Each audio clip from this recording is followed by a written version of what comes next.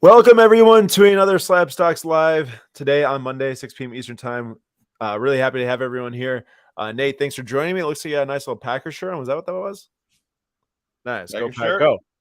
Off season, but never a bad time, I guess, to get ready for some training camp or something. Unless you're in Rodgers, then you don't want to go to training camp. So well, he's going to mandatory minicamp. I know. I'm just giving a hard time.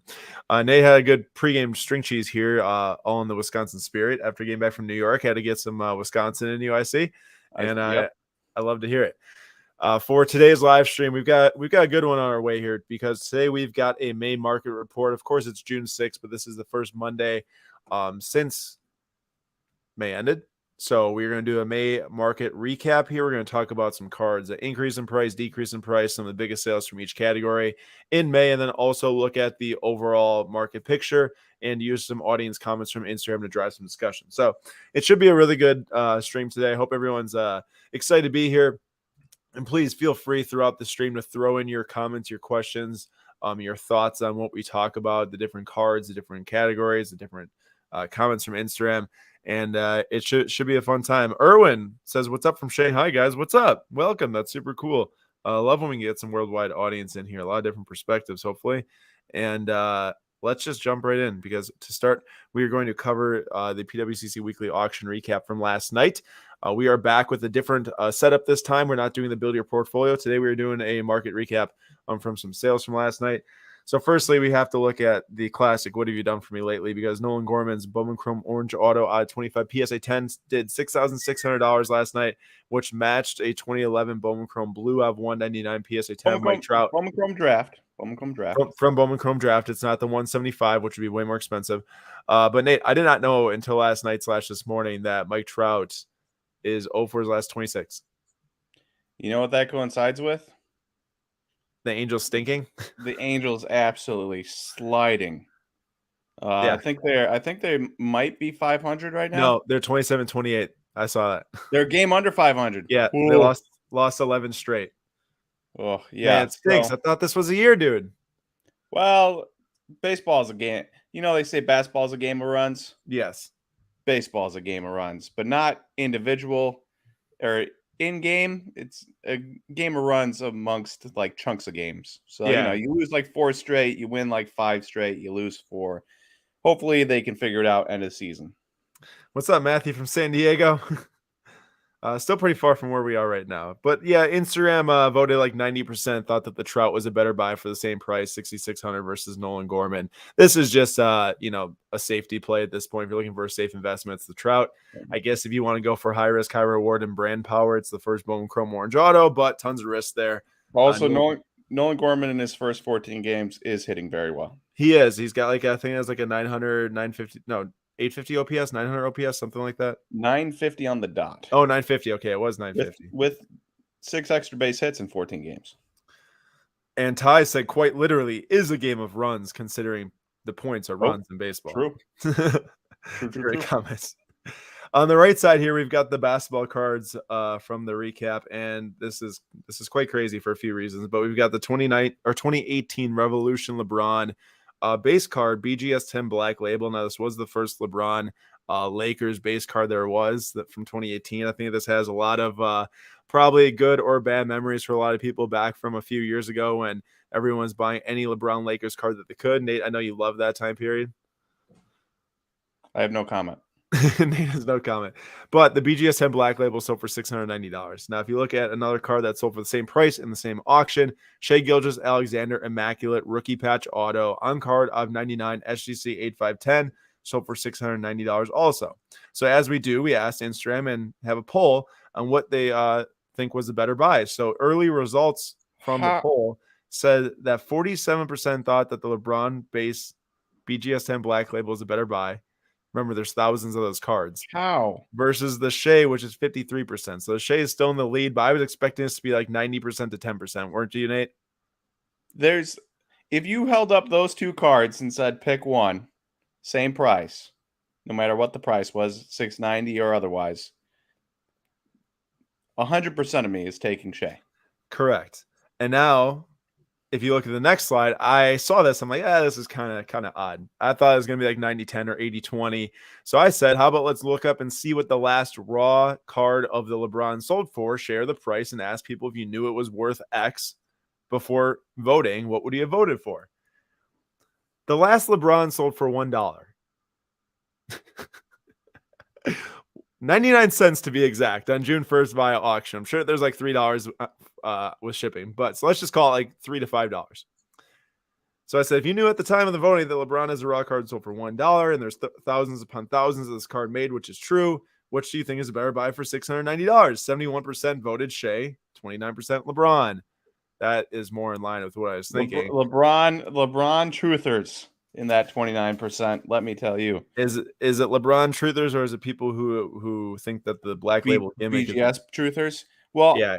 So if you can get them for $1, why not go buy as many as you possibly can for $1 a piece, and see if you can't. How much is a BGS grading BGS right now? Nate, $50. Nate, it's an awful idea. That is one of the worst ideas I've ever heard. I'm just saying. I'd rather I'll tell you why you wouldn't. Because either you're paying $60 to wait half a year, and by that point, the BGS 10 Black Label is probably not worth $690. True. Even if you get it, okay. And then on top of that, if you hit a BGS 10 in general, the card's probably worth like $75 because the PSA 10 is $30, or maybe it's even worth like $50 or $60. And then if you get a 9.5, it's probably worth like $10. And every single time you grade, if you're waiting 6 months, you're losing probably anywhere between like $20 to $60 if you grade them like 100 times. And that's even if you get a BGS 10 Black Label to try and make up for some of it. Well, I tell you what I'd do anyways. If I was looking to waste $690, which is the person that bought that did, I would buy. You said $60. I'd buy 630 of these cards and look for the best one. Send it in. Get my own BGS 10 Black Label, and then at least I have a story. I would not give any money to BGS. There's no way. There's no way because there's still the same principle here is that is this card even getting a BGS 10 Black Label if you crack it on, resend it in? And God tells me no. So it's true. There's just no way that I'd even go for that route. But obviously, a lot of people know that we're partners at SGC, but it's for good reason because we believe these things. And I just can't see it. But then, I mean, other people can't either. But there's a group of people that do. So clearly, that card doesn't sell for $690 unless there's at least 2 people bidding it to that amount. So that's all that we got to look at for that. Matthew wants you to waste all your money, Nate, to try it as a case study. I like it. So looking at the next sales from the auction, we've got Ezekiel Elliott and Jacoby Brissett, 2 cards that look really good but don't bring much value. $100 for a 1-of-1 Jacoby Brissett from Spectra rookie, and $100 for Ezekiel Elliott Ohio State Contenders cracked ice auto. Nate, is this a clearly PC buy for both these? Oh yeah, but I feel like there's one card here that actually has some potential, and one card that doesn't. Zeke Elliott? Yeah. Okay, that's what I thought too. Because like that Zeke Elliott doesn't seem like that bad of a buy. No, it doesn't. PC or otherwise. Yeah, it doesn't. It's a super nice card. And then on the right here, we got some hockey cards. Steven Stamkos, this sold for $810 as a 9.510. Actually, that's $100 more around that than the last PSA 10 that sold, which was in April. So he's really proving himself. And the Austin Matthews, no subs, BGS 9.5, sold for around $100 less than the last one sold for during the playoffs. Get eliminated, your cards drop. That's how it goes. Last one here is some soccer cards to look at. BGS 8 of this Messi and Ronaldo sold for $37.20. I think the BGS 8 really affected that sale, given it's got 7 edges. It's about 50% of the value of the last raw that sold. I don't know how good the raw looked, but either way, that's down quite significantly. And then the 9.5 Mbappe sold for $37.20, which is a selective white of 99, and that's pretty consistent with what they've been selling for. So the PSG news really has not hurt his cards at all. Same happened with us with a Kaboom PSA 9 we sold. All right, here, getting into the main discussion for the day. So this is where we want everyone to feel free to jump in and share your thoughts on the current market, because this is going to talk about May, obviously, as it's called the May market report, but we're going to refer back here for the last 6 months too, because a post came out from Cardboard Chronicles, which is Josh, who is one of the co-founders of Card Ladder. He is the one that programmed the entire thing, and he released some data that is not available to the public through the on the platform, but he has access to it for obvious reasons. Card Ladder tracked the highest month of sales in its history in May 2022. And this includes all sales history, not verified sales. So they have a segment of cards that are verified sales where they review them and they're in the graphs, and that's how we get the graphs for our presentations and everything. But then there's all the other sales that happen between 14 different platforms, no matter if it's like an auction on eBay that isn't tracked by them for a raw card. It just includes everything, literally everything. $235 million. Well, really $236 million in sales in May on cards, on sports cards. 2,114,809 unique sales, which brings it to a $111.59 average, which is the reason why I have the Kobe Bryant PSA 8 here, because that card sold for $111 at one point in May. Now it's worth a little bit less than that. But so that prompted him to then post, here's the data from all the months that they have. And if you look at this little screen grab I've got here, so it shows the May data at $236 million. The next closest was February at $200 million. And then the next closest from that was January at 198. Now, I will point out this is only over the last 6 months. So they only started tracking this over the last 6 months. So, a year ago, maybe this was a higher number. I'm not sure. But from what they have gathered, this is it. And the average was the highest it was ever too. So it wasn't the most volume, but it was the highest average and the highest sales dollars in total. Now, this can mean a multitude of things. So we asked the Instagram audience to give us some thoughts on what they think this means. Ichiro Cards says, just my worthless 2 cents. Well, clearly we find it valuable as it is here. But yes, I do think it's better to, my question was, do you think the card market is in a better spot today than it was 6 months ago? Ichiro says, yes, I do think it's better today. I think a lot of the flippers left the game. It was bound to happen. Card prices shot up like a rocket, especially during the pandemic. I think we're seeing a correction in the market, which is always good. I bet the singles market is still healthy and will always be for the most part. I think people are being more cautious as to who they buy, less prospecting per se, and moving to the goats of the sports. The card market is so interesting and fun to watch. I definitely agree. J. Oliver Cards seems like that suggests that people are still buying, but are buying smarter. The lower volumes but higher dollar amount would suggest that more people are looking for quality over quantity because it's the highest average. It wasn't the most volume that sold, but it was the most sales. So that's a good thought there on the numbers itself. Bobby Smith, big dealers stocking up for the National is the reason why Bobby thinks that there's more spending. Buying the playoffs, baseball season, and football after free agency trades and schedule release, all factors into people buying. Sports Card Shop _ Sports Card Shop. April was our highest month of sales in our history. May was down from April, but still plus 66% over last May. The market is still very strong. And that is a card shop. I think the owner's Rex. He donated some stuff to Custom Charity last year, which was awesome. So thank you for that. But good to see the shop is thriving. And then NSV Sports Cards Hobby is fine. Flippers are mostly gone, and that's why people think it's down. Plenty of collectors and even, quote, investors still heavily involved. The quick flippers have moved back to shoes, crypto, or NFTs. They'll probably return in a couple of years when all those are also down and need a quick fix. Now we have some comments here from YouTube. Cool Arrow. Me personally am seeing more volume in sales, but lower prices of the sales. So opposite of what the May report said, but still interesting. Obviously, everyone's situation is different. Mm-hmm. Nate, in general, what do you make of the highest sales volume in the last, or sales dollars in the last 6 months for this market? We look at this every single day, do live streams for the days of the week, just about. What do you think? Well, I can tell you by going, if you go back to number 3, the Bobby Smith. Yeah, there you go. This is where my mind went. Big dealer stocking up for the National. Checks out, but that wasn't where my mind went. Buying the playoffs, baseball season, and football after free agency trade schedules release, all factors. So I was thinking we had just had the draft in April. We've got all of these camps and schedule releases and stuff for football, keeping it somewhat in the limelight. You've got the baseball season, second month of the year going, and a bunch of baseball vets popping off. Aaron Judge, Rafael Devers, guys like that. So, big money there. You've got basketball and football playoffs, and you're actually getting some releases, new product coming out and getting put into the market. 2022 Bowman baseball, right? That came out. Did that come out in April? That came out in April, didn't it? Well, it's like at the end. No, it was May. It was May. Mm-hmm. So, you have new products also getting thrown into the market, and for a while there, we didn't really have that many new exciting products, so I do think that helps, and I think overall, just having all of these seasons kind of converge at one point is good for the market. If it was just middle of December or something like that, where there's just basketball and football, I guess hockey would have been going on, but I don't know. That's where my mind went. I don't know if it's right, but I do find it interesting that people are spending money. And while some cards are down, you look at some of the cheaper end stuff, it's down. So there's still money to be made, and we're a testament to that. I've made more money on certain cards than I would have last year at this time. I agree. I agree with you. And another thing that I think here is that there's two sides to the equation too. You can read it kind of two ways. One, it's like, whoa, the most was spent, but it's also like, whoa, the most was sold.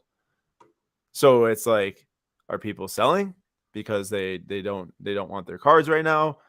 Are people? But at the same time, like you need a lot of buyers to hold that up, and it was the highest average. It Two, wasn't like that. There was like what $235 million worth of buyers. Right. So, but it wasn't like that. The average was like $50, where it's like all of this sell-off just happened and the average is super low. So it's just driving so many different sales dollars. So to me, it's like, yes, I'm sure there is some standpoint of people selling cards who either want to get out, which we've seen over the last 6 months in general, with like the flippers leaving, like a lot of the shown. But also remember, like the overall market lost a lot of value when all these different base PSA 10s started to go down in value a ton. Now, in turn, there were cards that went up in value to help make up for that too, like a ton of rare cards, a ton of numbered card, patch autographs, on card autos, whatever.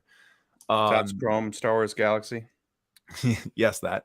But it like in general, I think that like this is looking at that number, it's not like I don't look at it and say, whoa, the market's in like the best spot of all time right now. I mean, I think that I'm talking like just straight like dollars and cents wise. And maybe it is though too. Like I think that the thing to think about is that no market is really escaping what's going on with the economy right now. Doesn't matter if it's the stock market, the card market, crypto, NFTs, shoes, what video games, you name it, comic books. Everyone's kind of dealing with the same circumstances. So to see this much money being spent, I think is a good thing. To see a bunch of people who are collecting daily is a great thing. And I think it only means good things to come from a sense of people really enjoying this hobby. If people wouldn't be buying cards if they didn't want to buy cards right now, and there has to be people buying cards that have $236 million in sales. So that's what I make of it. But we have a lot more to discuss here. We have a lot more to discuss here. And also, guys, these numbers here, they are combined between eBay, PWCC, Golden, My Slabs, literally everything. Like this is all the numbers combined. Card puts out the best data, the cleanest data. And from here, it's just how do you read it? Now, everyone has their own perception, really, how you read data. Like data can be interpreted in a lot of different ways as a thing. And I'm not going to put anyone down for interpreting data in a specific way, but what I will say is this. This doesn't look sugar-coated to me. Nate, does this slide look sugar-coated to you at all? This is straight from Card Ladder's platform right here. Card Ladder Pro's platform. This is six of the most important sports card categories, the ones we're analyzing because we're sports fans.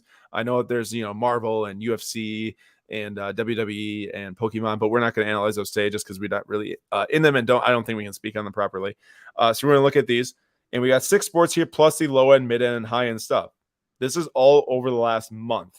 But that doesn't mean necessarily May because this changes by the day. So this is over the last month, means June 6th to May 6th. For this specific slide alone, we are going to look from May 1st to May 31st for the rest of the show. But just for this slide that automatically updates, these are the Card Ladder indexes. Basketball down 7%, baseball down 2.5%, football down 3.5%, hockey down 6%, soccer down almost 4%.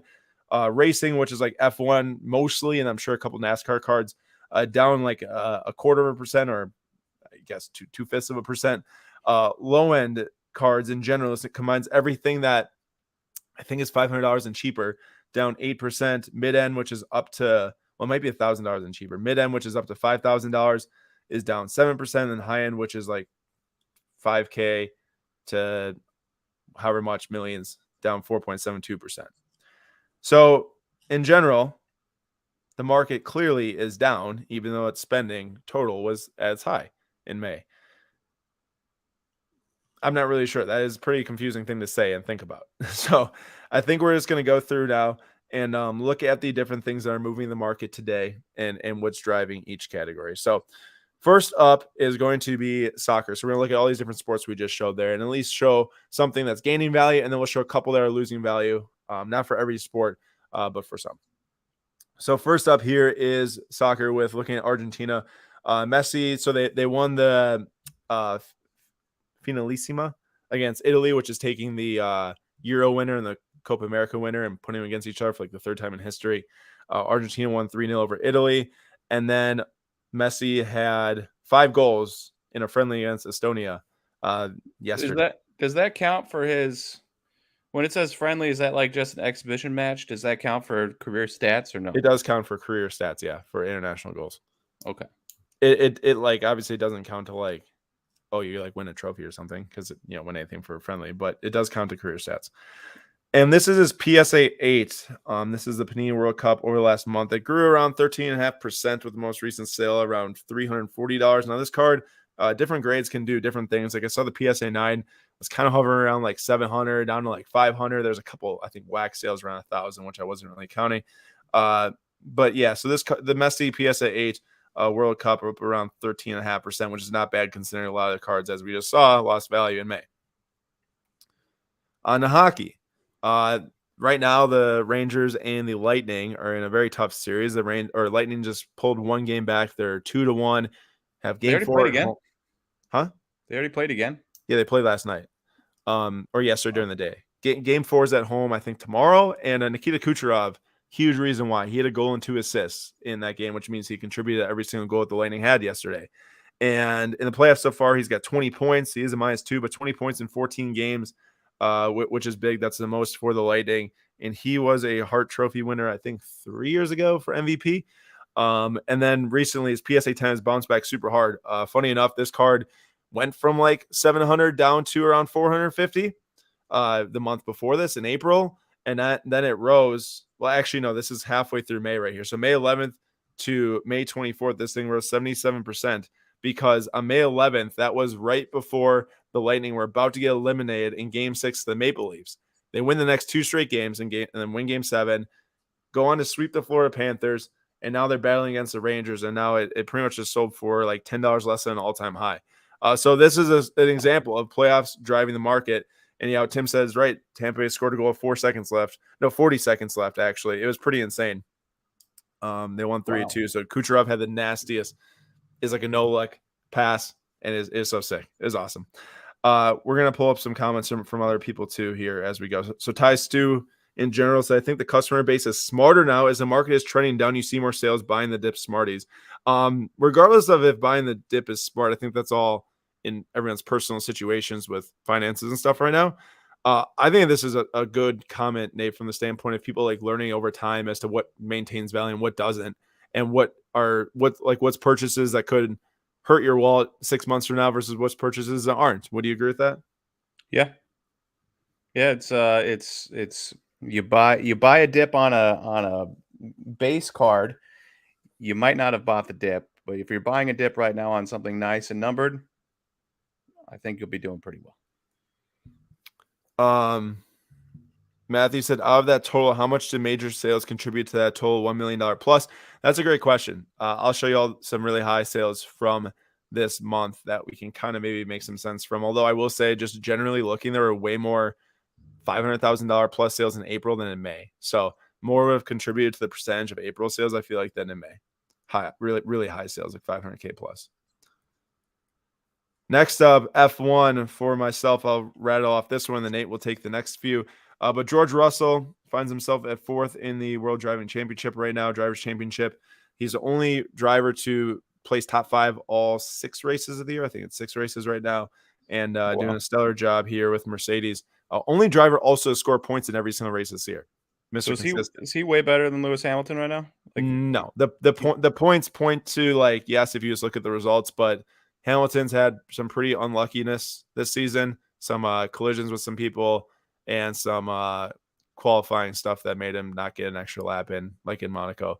But they've been pretty much on the same pace, I think, for almost all this year.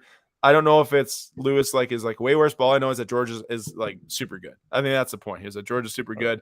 The Mercedes car is not as good as Ferrari or Red Bull right now, but he's doing extremely well in May. His purple PSA 8 dropped a little bit, and then after Monaco jumped up. I think it's after Monaco. That might have been right before Monaco. Jumped up 24% plus $140 on the month. So that was a good card from George Russell for this past month. All right. So moving on to baseball, we've got Aaron Judge. How could you talk about anybody else? He was first in home runs, second in RBI, first in runs scored, second in OPS, second in Fangraphs win above replacement.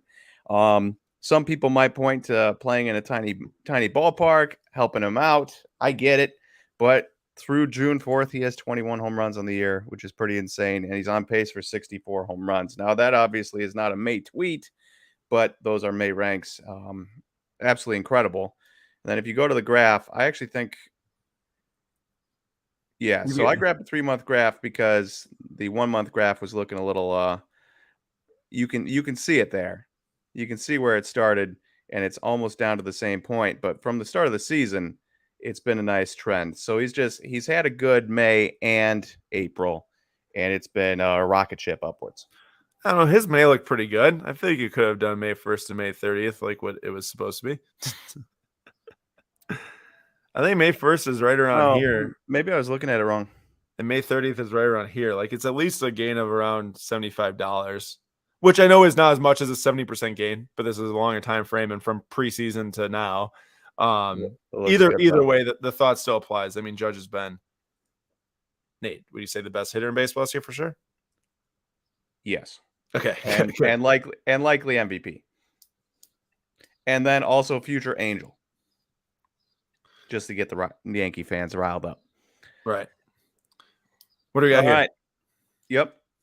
Next up is Steph Curry. So number one, he's obviously first in 3-pointers made. The reason I put up that tweet is because Klay Thompson actually became second place this playoffs in 3-pointers made, past LeBron. And you can see that there's still 100 3-pointer difference between the two guys there, which is absolutely insane. He also made a little bit more history in the weird stat department. Most 20-point quarters in the regular season in NBA history, Steph Curry. Most 20-point quarters in NBA playoff history, Steph Curry. And also Steph Curry. Now, this wasn't in May. This happened in June, but it's close enough for my interest. And with his whole May playoff run, he was pretty incredible. And you can see this 1-month time frame there, up 27%, and not even on a rookie.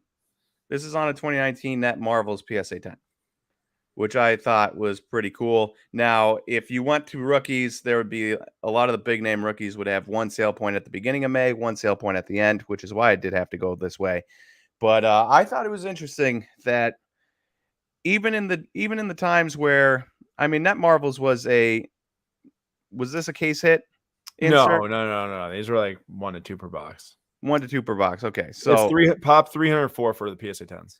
So it's not as ridiculous as a Juan Soto PSA 10, right? But it's also not low pop, and yet it's still going up. And we just talked about how we thought people were getting smarter, and then you see something like this that's gone up 27%, non-rookie, non-rare PSA 10 Steph Curry. And I kind of thought it was interesting to me. I don't know what you make of this, Aaron, if you just think people really like the card, so they just want to have it, or... Well, I think that there is some impulse purchasing going on here. I think that people look to the rookie card and it's too expensive. You know, you'd have to buy a super low grade of the card to even get close to $300 for like a 2009 Topps. And then people who are just Warriors fans in general, people who want to see Curry win another championship, especially another one without KD. This is a pretty, I think, likable card in the marketplace still today. It's not worth as much as it used to be, I'm sure.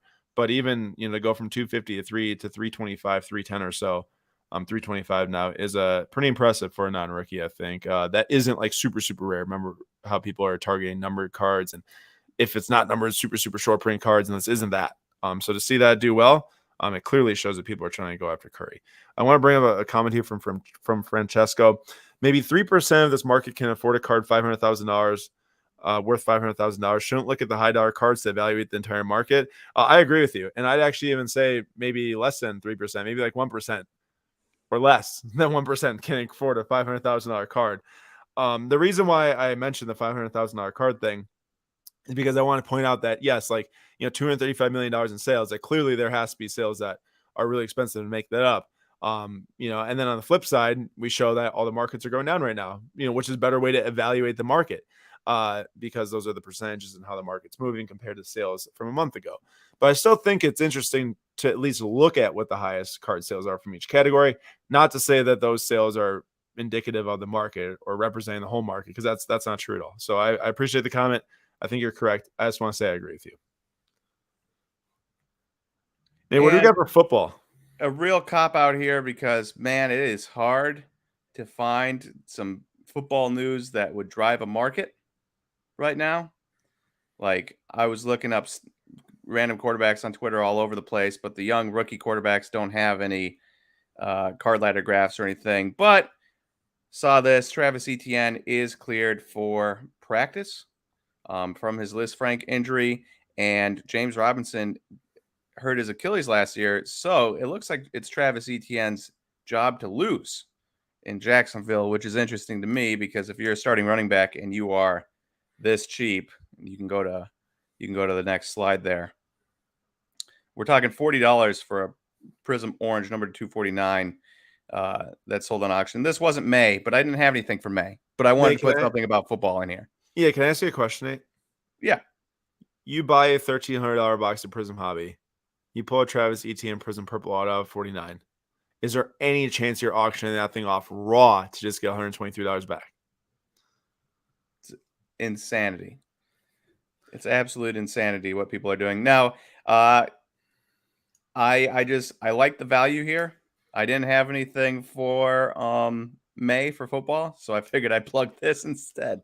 Well, I'll say this. While this is the main market, Pro, I'll cut Nate some slack because how many times we want to look at Burrow and Herbert's charts, Yeah.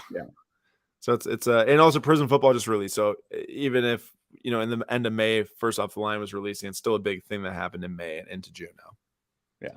So that's what I got, but I find it interesting, and what I don't find interesting is Aaron and I got to hold some of these Prism cards. They are cheap, dude. Nate, I got back home. The first thing I did was I picked up the Prism basketball cards over on the table and felt them to feel the difference. And the Prism basketball cards are so much higher quality from last year. Like these things are legitimately, they made it out of trash. Like this is as bad of quality of product I've ever felt in my entire life. And you couldn't be able to tell by just looking at these cards right here. Also, I will point out that we didn't feel a color or anything, so we don't know the color. But the base cards are literally like cardboard with like a sticker over the top. Yeah, it was real bad. It was smooth. It was flimsy. You could tear it right in half. You can't just take a chrome card and tear it in half easily. No, you can tear those in half. It's bad. Yeah, so who knows about the color? I hope that they made the color and the autos with higher quality stock. I'm sure they did, unless they really try to cheap out. But it's clear that when you're charging like, I don't know, $1,500 a hobby box and you're making them on worse quality, something's wrong. Something's wrong. But I saw a lot of comments saying that clearly with this release, Panini knows that Fanatics is coming and said, let's make it as low quality as we can. Well, before moving on to the next slide, I saw a comment here from Luis. Can you give your thoughts on PSA news? And I actually was thinking about sharing this, and then thank you for Luis for prompting me. $30 per card, $299 maximum value group submission rate. So I saw some group submitters post today an early announcement that coming soon is going to be $30 submissions from PSA through group submitters. I think only right now, $299 maximum value. And it's going to take I think 4 to 6 months was the estimated turnaround time on this. I have a couple thoughts. Take them for what it's worth. You might disagree with me, but I'm just going to give them to you as I sit here. Nate, do we still have cards that are out there from last December? We do. Specifically 2016 and before. We have had those cards since last December, which makes it now, 17 months? Yes. No word. So we've got cards out there for 17 months now. still not back. And I know we're not the only ones. And I know ours aren't the oldest ones that are out there. So that means people could have them out there for longer than 17 months and probably way more valuable cards than we have sitting there, which are not super valuable cards.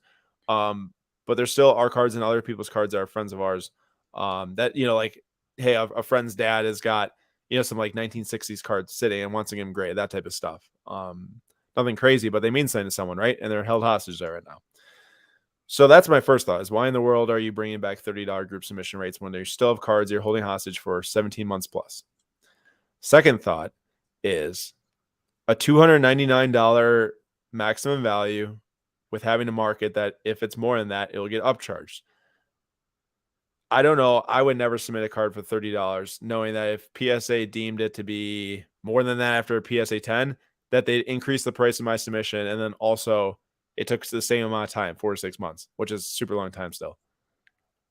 Yeah, that would stink. Also, what happens if you send it in 6 months ago for $30 and it crosses that $300 threshold before you get it back in 6 months because they take half a year to get it to you? And that happens as well to people. People are getting upcharged, I think. They might have stopped that. Maybe they realized and stopped that, but I did hear that people getting some upcharges, like they're there for so long, card increases in value. But in general, yeah, like I'm not, it doesn't move the needle for me at all. And like I say, you can make up your mind for yourself. For us, like I'll say it again, yes, we're partners with SGC. We enjoy grading with them. We do grading reveals. We had a great experience, really fast, efficient, quick turnaround time, good sales. It's all about what you grade. We think we're trying to make the best decisions we can on what we're grading. It's turning out pretty well for us. But that's down to 5 business days was our last submission for the same price, $30.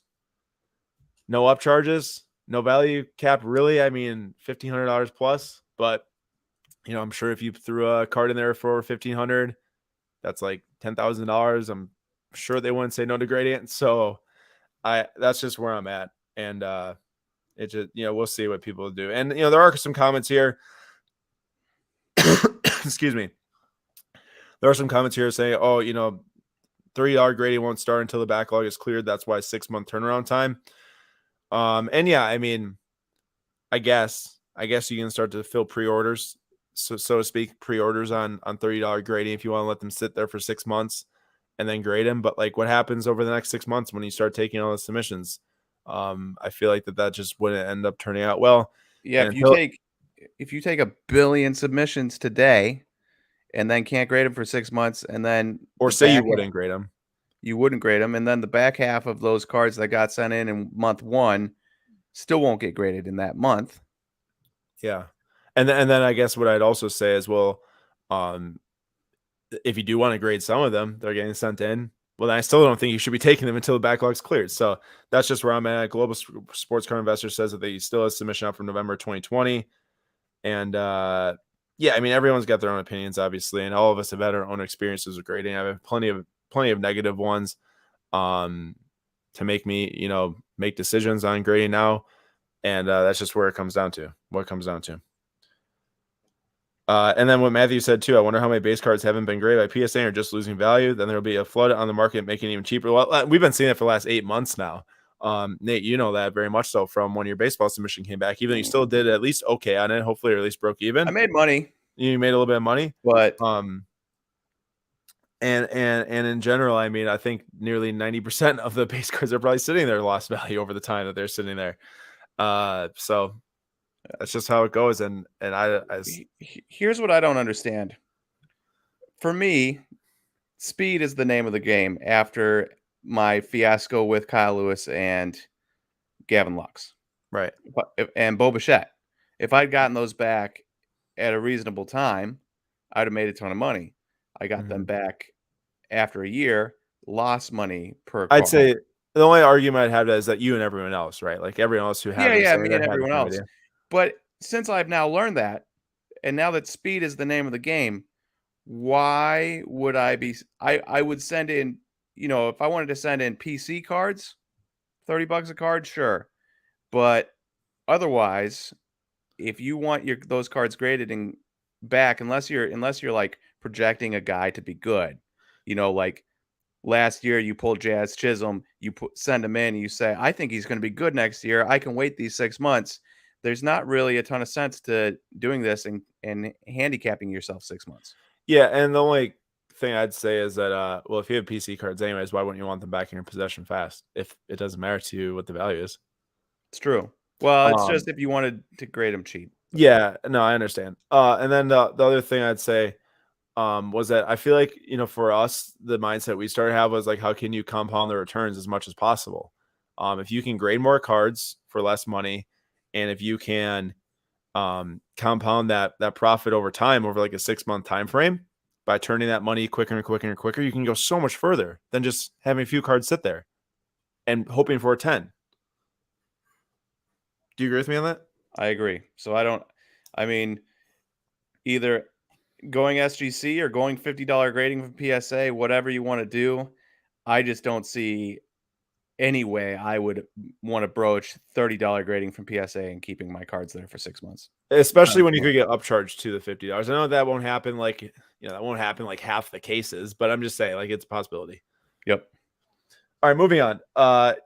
Nate, I want you to talk for this card. I know I put this in here, you didn't, but like for just like 2 minutes. You mentioned something to me last time about the non-licensed Tatis. Well, this card, the Downtown Juan Soto PSA 9, I know Juan Soto in some people's minds is playing terribly right now, but this card was $350 and now it's $133 at the last sale. Mind you, I think that the $350 sale was the best offer accepted, and then the $133 was an auction. So either way, one person could pay too high. Could be a little iffy there, yeah. Yeah, and not like fake necessarily, but just someone just paid too high by sending an offer in. So 61% drop. Tell me what you think about non-licensed cards like this in the market right now. Well, if this and the Tatis Optic Contenders Gold Vinyl 101 PSA 10 that dropped $700 from its last sale last week or last night are any indication, it's that people like these cards when the market is hot and they think they can make money by buying a rare non-licensed card and flipping it. Like, you wouldn't be able to get the same short printness Juan Soto from a different set, or the same Fernando Tatis 1 of 1 from a different set for the same price, right? So if the market is hot, people look elsewhere because they don't want to pay high premiums and they can still get really nice cards. When the market is not as hot, clearly, card prices are dropping. Even though tons of cards are selling, card prices are dropping a little bit. I definitely think these are the first to go for true baseball collectors. Like, 100%. a person that's a true baseball collector is not going to look at that Juan Soto and say, I have to have that. 100%.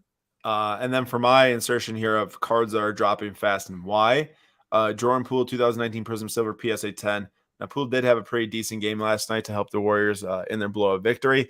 But what I want to say is that I should have a graph that zooms out to 6 months here. But this card rose extremely fast. Like, basically went from like $250 to $400 to $900, from $400 to $900 in about like 3 days. It got really high, and then every single sale after that kind of dropped down. As you can see, went from like 950 to 800 to 700. Now it's all the way down to 396, back to what it was all the way before, I guess, he blew up.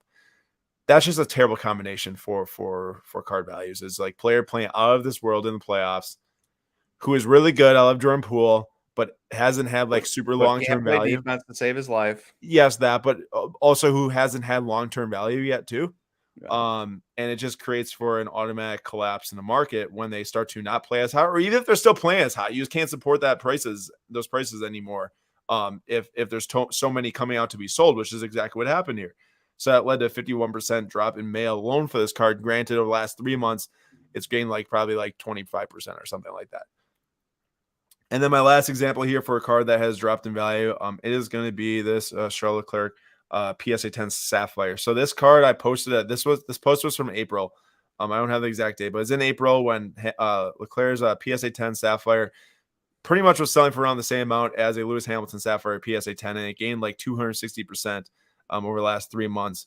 At the time, there was 128 Leclerc PSA 10s, and there's 370 Hamilton PSA 10s. And clearly, this was a combination of a couple race wins without that many graded yet, because the card wasn't maybe not worth grading for a lot of people, $100 a card. Well, guess what? A month and a half later, there are now 100 more PSA 10s that in existence of Leclerc than there were in April, and the card is now down below what it was in April. It's down to $485 now, and the Hamilton is still over $1,000. So this corrected itself real fast as we expected, and that is because the population rose as expected too. There is 30% more PSA 10s than there was from a month ago. That's a lot especially for an expensive card. So take that for what it's worth. But basically, my point here is not to say that Leclerc stinks. It is to say that this card got way overpriced, way too fast because there were not enough graded. Because it didn't, there's probably no reason for everyone to send these things to PSA to try to get a 10 when it was like a $300 card.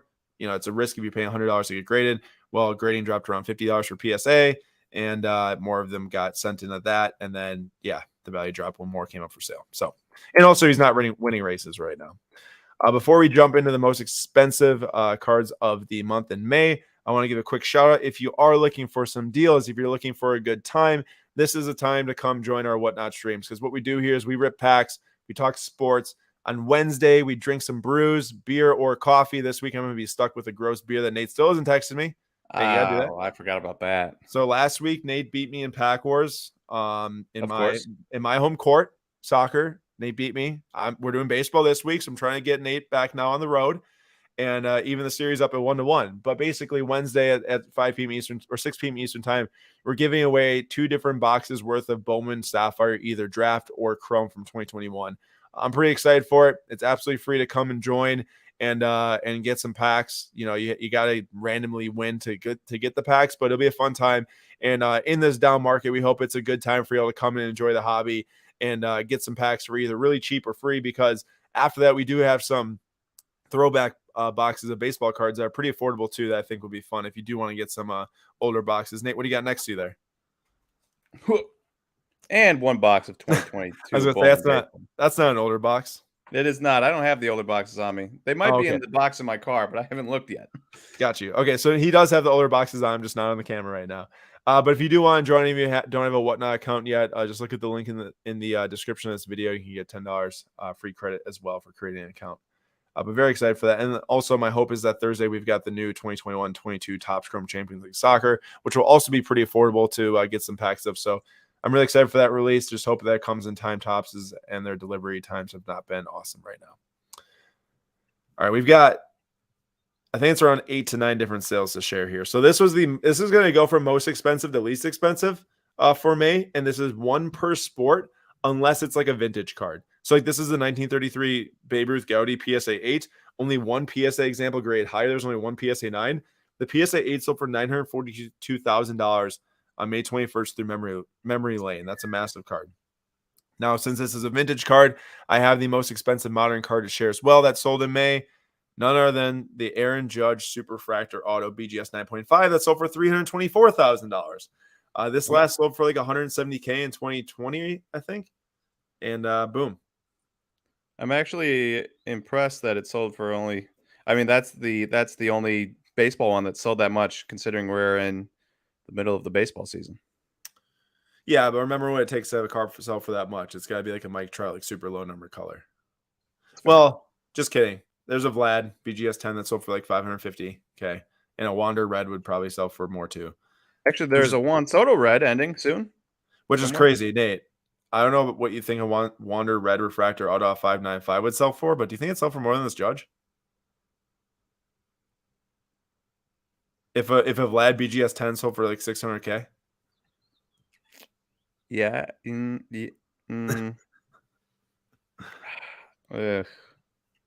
Tough to say. I'm going to go with tough to say. I don't know. It's a good question, isn't it? It is a good question. Moving on to basketball. This is the most expensive basketball cards, a 9.5. Luka Doncic gold RPA from National Treasures out of 10. So for $666,000, I think that's like a curse. Like, I don't know if I would have. I think I would have bid extra just to make sure I don't win it for that much. Although that wouldn't work if no one else bid more. But either way, a massive over $500,000 basketball sale. May 21st. I think that was before Luka got eliminated. And then the most expensive football one, a 1-of-1 2000 Fleer Showcase Masterpieces Tom Brady BGS 8.5 rookie sold for $396,000. This card was expected to sell for way more, but guess what, Nate? I don't know if you saw this. There is another one of this, so it's technically not a 1-of-1. There is one that's graded by PSA also, and I think what happened is that back in the day, Fleer which then got bought by Upper Deck, made 2 of these and held 1 in the vault. Well, when Upper Deck declared bankruptcy and the vault got sold, a second one made it in the market. Oh. And I don't think that we know, at least from what I've gathered, I don't think we know which one is which, like which one is actually pack pulled. So I think it brought some uncertainty to this card, but I think a lot of people expected it to sell for a ton of money. And I mean, 400,000, a lot of money. But remember, like championship contender tickets have 100, have sold for over 2 million to Brady. So it's still an insanely high sale. Next one, May 7th. This was a private sale logged in Card Ladder here. Messi Mega Cracks Rookie PSA 10. There's only 20 of these, and one of them is actually ending in this month's PWCC Premier Auction. So we'll see how much it goes for. But this one sold privately for $305,000, which I think is the most expensive Messi rookie sale of all time. It's got to be, I believe.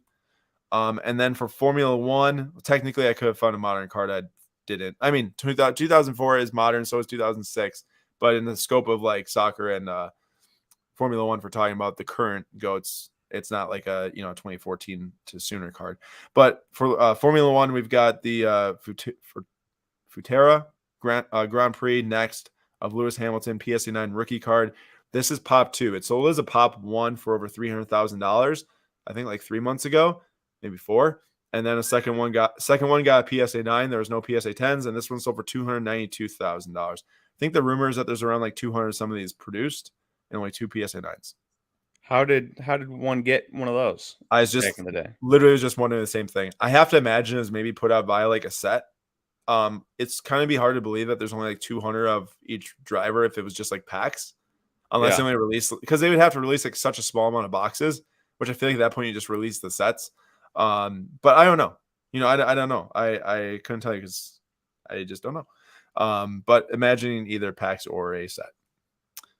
But the most expensive modern card sale from Formula One was Leclerc PSA 9 Superfractor 1 of 1. Sold on auction on May 21st for $264,000. The Hamilton PSA 7 sold for $900K in April. Actually, Shine 150 just posted this thing to Instagram about 2 hours ago, and he's the one that bought it. So we do know that it is in hands of a new collector now, paid for $264,000. Goodness gracious. This was the most expensive all-time women's card sale right here. Serena Williams rookie patch auto of 100 PSA 8 10 auto. It's a Pop 2 with none graded higher, I believe. So for $266,000, which is a little bit more than that Leclerc on May 22nd. Is that signed in person, or is that? No, that's pack released like that. Although the Sharpie makes it seem like it's signed in person. Okay. I'm 99% sure about that. 99.9. If I'm wrong, then there's 0.01% of me that was wrong or wasn't right. But think I'm right. I don't know. What? I don't know what I'm saying anymore. I'm not really sure. Talking too much now. And then also we had a massive Marvel card to sell, which I don't think was the highest all time. It might be up there. I think there's like a raw PMG green that actually sold for more than this. But BGS 9 sold for 168,000. The red PSA 9 at the most did like 80K. So I feel like that this is, in the hottest of hot Marvel markets, this probably would have done like 400,000, did 168,000, which is kind of funny because the greatest hockey player of all times, game used NHL Shield patch auto 1 of 1 BGS 8.5 of Wayne Gretzky sold for less. It's crazy to me. I know I'm a hockey fan and the Marvel thing is super new and stuff, but 145K for the Wayne Gretzky. Now, what year is that? 2013. Did Spider-Man have a green PMG in like 97 or something? No, 2013 was the first PMG's made for Spider-Man. Okay, so this was a first year, whereas I get that that's a 101 of Gretzky, but it's from 2004. Yeah, no, but it is from 04, but they made Spider-Man cards before 2013. This could be one of the earliest Shield patch autos of Gretzky. Like, I don't know when the earliest one was, but it's either between 2000 and 2004, I'd assume. Fair. So I guess that is kind of similar to where if you think about it that way. I guess so. And then the last card here, we did include a Pokemon card because this thing sold for $480,000. 1998 Japanese Pokemon Trophy Pikachu number 1, 2, and 3. Oh, it's a trainer set. 3 different cards, PSA 7 to 8, including Charizard tournament book. Okay, so not one single card, but this was the highest registered overall sale for Pokemon, which actually there's a Charizard that sold for like 280K. So probably that's the highest single card, the Charizard. But there you go. I just included it because I thought that's a lot of money. So I put in there. And also that's the other thing too is Gretzky in a Kings jersey, but Ron says yes, please. So I guess some people would want it. Francesco, I have to be honest. I've been following sports for over 30 years. I've never heard of Lewis Hamilton until 2 years ago. How did he become so popular this fast? Well, definitely his popularity is just linked to the entire Formula One popularity too. But yeah, 7 world championships, tied with Michael Schumacher for the most of all time, most race wins of all time, most podiums of all time, and most pole positions of all time too. Yeah. Did race? Yep. He was quite popular for a very long time. Don't want anybody thinking that he just became popular in the last 2 years because of a Netflix show. He was wildly popular. Just with Americans, he's become significantly more so. Yes, he's been looked as extremely popular for a long time. He was actually in Cars 2, which was released in America. So 06, 08, something like yeah, that. so even Pixar got him to be in a movie a long time ago. And Sebastian Vettel also, but he's only in the German edition. Here we go. This is what I like to hear from Ink Gaming. Has the word on the Futura. Lewis Hamilton 2006 Futura. I think I'm saying that right. Correct me if I'm wrong. Is a 100 card set. Only 480 boxes of this product were released, and they're issued in Asia, the Middle East. Wow. Well, there you go. So that's the type of card that you will not be stumbling upon anytime soon. Exactly. Because there's only crazy. Do you think it's each box is the 100 card set? I mean, I don't know. I'd assume so, unless they did. Well, Ink's Gaming probably knows. Gaming. Well, yeah, Ink Gaming let us know, but if my memory serves correctly, there's like around 250. That'd be no, because then there would basically be about half the box in each, or half the set in each box. Yeah. So Ink Gaming definitely let us know before this live stream ends here. And with the live stream winding down here, if anyone has any questions in general about the sports car market, sports cards, anything really, sports, throw them in the chat, and we'll answer a couple before the live stream ends, and see if we can get some more from Ink Gaming on the 2006 Futura set. Matthew says America now has Formula One fever. That is next emerging market or emerged sport for America. Definitely now going to have 3 races next year in America. Miami. I'm still waiting for that first American team. Not Haas getting parts from them, but like a Ford or a. Yeah, you're saying like American automaker. American automaker. No word yet from Ink Gaming, and I don't see any questions popping up here yet. See, at this point, we will never know. Yeah, no, we will. Well, Google might tell us too. I'll Google it unless.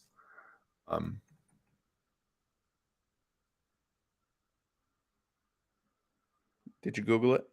I have Googled. That was directly. Maybe that was copied, but that's exactly what it says on. Actually, no, they probably wrote that. But yeah, the PSA says only 480 boxes of this product were produced, and they were issued in Asia and the Middle East. They are exceptionally rare, with only a handful actually confirmed to still exist. The boxes. I don't see anything that says He says they were packed instead, as opposed to being a 100 card set. So okay, cool. And Matthew, yes, Haas is American, but as far as I know, they don't have American-made parts in their cars, right? They're still Ferrari or Aston Martin or something like that. They have Ferrari parts. Here we go. Question for Nate: would you invest in the top MLB stars from today, other than who would you invest in from top MLB stars from today, other than Soto, Tatis, Vlad, Acuna, etc.? Go ahead. Okay, so we're cutting out all of the young guys, and for kicks and giggles, let's cut out like Mike Trout, Aaron Judge, those guys that have either gone up super high recently, Aaron Judge, or already super expensive. From there, it would have to be somebody kind of in the middle of the pack. Maybe somebody that's been forgotten about but still has like talent. Maybe like a Jack Flaherty. He was in like Cy Young contention before he got injured. He's coming back for the Cardinals. No Dustin May? I could see myself and Dustin May. Well, we did invest in him last night, and yeah, somebody like that, a Dustin May, a Jack Flaherty, somebody that is kind of forgotten about, that isn't either a super young guy that's already impressive or an old guy that's impressive. Or maybe I would try to go find the next Manny Machado, Bryce Harper that get into their age 28, 29 season and have a career resurgence, quote unquote. I don't know who that'd be off the top of my head, though. Matthew, Aaron, are you worried about Gasly's performance and your purchases? I'm not. I'm not worried in any slight form about his performances or about my purchases. The only thing I'm worried about is for his sake getting a good team. I've been reading a lot of rumors about McLaren with Ricardo possibly getting the axe from poor performance. He's so far behind Lando every single race. But as for Gasly, I mean, if you are just looking at Google after every single race and you just see the points, yeah, clearly it hasn't went well this year. He's 14th right now. He's ninth. He finished ninth last year, and not a great car. He's still in a really bad car this year, in my opinion. That car is not doing well. The strategy from the team's terrible, and he's been extremely unlucky with 2 DNFs and with multiple qualifyings gone wrong, especially in Monaco. He was fifth in practice session 3 in Monaco and top 7 in the other 2. And then he was also fifth fastest in qualifying until everything went wrong with the Sonoda red flag and the team not getting him out quick enough and all that stuff. So I'm not worried about his talent or anything like that or about how he's doing. Just hope that the unluckiness stops so he can put in some good performances. And I'm still long-term, I mean, on Formula One and my Gasly's in itself. Now there's certain Gasly's that, you know, I buy raw and get graded and might end up selling if he gets on a new team, because I know that that'll help his market. But from the bigger perspective, the hope is that he goes into McLaren or Mercedes after Hamilton retires. And I'm so happy that Checo re-signed with Red Bull. I did not want him to go back to Red Bull. Who wants a guy to be behind Max? You saw what happened in Barcelona. I sure didn't want that for Pierre. So that's how I feel. And I think he will turn her around in the results category for sure. He was so good in Monaco. And really all it takes is like one big win for you and you're sitting pretty, I feel like. Yeah, and I mean, in essence, I mean, I love sports cars. I think just about every single person knows that. Like, the theory behind buying all those massively rare cards was definitely to like sell them someday down the road as he gets in a new team. But there's definitely a side of personal collection behind it too. I mean, I've more than just the big Gasly's that I've shared. I've got some smaller ones. I'm going to definitely like have some that will stay in my collection and everything. And we'll see. I mean, I'm looking for him to get the second seat with McLaren and then battle Lando. I mean, him and the other guys like Leclerc and Verstappen and all those guys have been racing for so long together, and his talent's really big along with George Russell. And get him in a good seat, have him battle Lando, and we'll see if he can beat him. But I'm excited. I'm very excited for the future. Like it. Hey, and Nate, how about this? Who do you like best? I'm going to answer the top one first. Oh, sorry, I missed that. Yeah. Can Andrew Vaughn be great? He's from my hometown, best player ever out of Santa Rosa. And that's very cool. Number one, that you have a MLB player from your hometown. I don't know how many people get to say that. As for great, it depends on what you think is great. He's obviously a first baseman, you know, and that has its detractors in the card market, not necessarily in the baseball, in actual baseball, but in the card market. From a bat standpoint, I do think his bat's really good, and I think it's going to keep getting better. And I do think Andrew Vaughn will probably put up 900 plus OPSs one day. For at least a couple seasons. So I do think the bat will be great. Overall player, again, not the greatest first base defender. And he's also, you know, plays first base. So I think he'll be a great bat, but overall great baseball player, I think he'll be merely good. All right. Here we go. Nate, quick, Acuna or Tatis? I think this is a quick answer for you. Maybe. Acuna, a little less injured. Cool. And Matthew, I do really think that Gasly would want the second McLaren seat. I mean, his dream is to contend for a world title, and he's not going to be contending for a world title in AlphaTauri. And Aston Martin's definitely ways off from developing their car enough to contend. They have a lot of money and they have a good brand, but I don't think that's the right call. Over like McLaren, which I think would be a good call. Philly Card Shark, I've been touting, and I don't think he'll be the second driver there too. I think it'll definitely be battling him and Norris. I mean, if you look at right now, he was doing just as well in some of these races or better, in Monaco qualifying time at least. And I think that they battled really well. Philly Card Shark. I've been touting the non-sport music, pop culture, Hollywood card market for a few years now. Well, good for you because it's paid off huge. We were just talking about that yesterday, right? Name with Jay-Z. Mm-hmm. My question is, do you see an upswing in prices for raw and gray in the next 6 to 12 months? Well, I have to say, if you've been in it for a few years now, you've definitely seen a massive upswing. I think to the point where you'd be very satisfied, or at least I'd hope.